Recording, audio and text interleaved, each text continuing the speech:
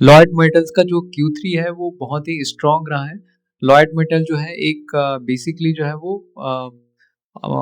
Iron ore company है, mines करती है, माइनिंग करती है, convert part of it into sponge iron जो है वो और कैपेटिव पावर यूज करती है टू कीप द कॉस्ट जो है वो लो। तो आयरन और माइनिंग जो है वो 78% है इसका रिवेन्यू, स्पंज आयरन जो है 19% है एंड पावर जो है वो 3% है।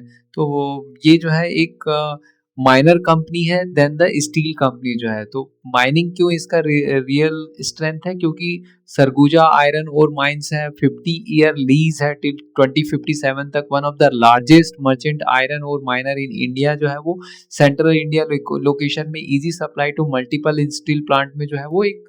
तो स्ट्रक्चरल जो है इसके पास जो है वो कॉस्ट एडवांटेज है। तो माइरन और आर द माइन और आर द लो कॉस्ट होता है यूज और internally for the sponge iron. Growth story जो है मैसिव और आयरन ओर का एक्सपेंशन हुआ है। करंट माइनिंग कैपेसिटी जो है वो 10 मेगाटन पर एनम है, approved capacity 55 megaton per annum है।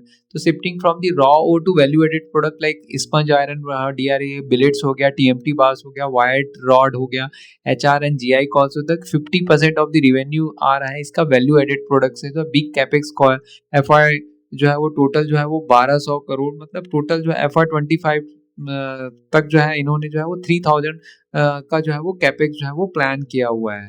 तो इसका जो रिजल्ट जो है वो काफी स्ट्रॉन्ग रहा है।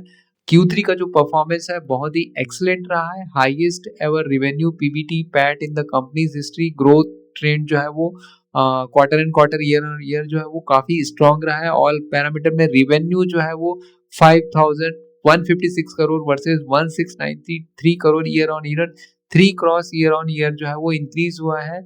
Q2 FY26 में 3707 crore, strong quarter and quarter jump also.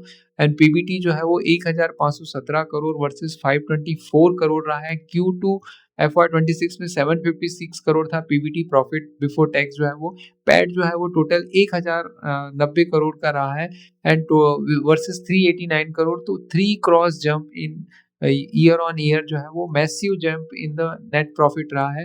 Q2 FY26 में जो है वो 567 करोड़ का था इसका जो है। तो ओवरऑल जो है वो मैसिव वॉल्यूम, प्राइस टेलमेंट्स है, ऑपरेटिंग रिवलेज है एंड एक स्ट्रॉन्ग क्वार्टर रहा है। Clear earning breakout for the net Lloyd metal energy के। तो मेटल सेक्टर में जो है वो माइनिंग के में जो है स्ट्रॉन्ग प्लेयर जो है वो लॉयड मेटल जो है वो आने वाले और समय में हो सकता है।